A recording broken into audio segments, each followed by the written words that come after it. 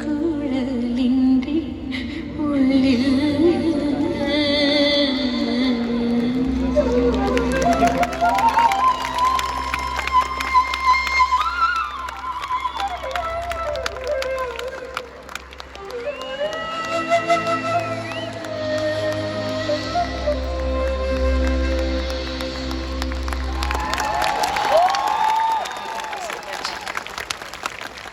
സർവവും കൃഷ്ണനെ വിട്ടിട്ടാണ് ഞാൻ പാടിയത്. കാരണം നല്ല സുഖമില്ലായിരുന്നു.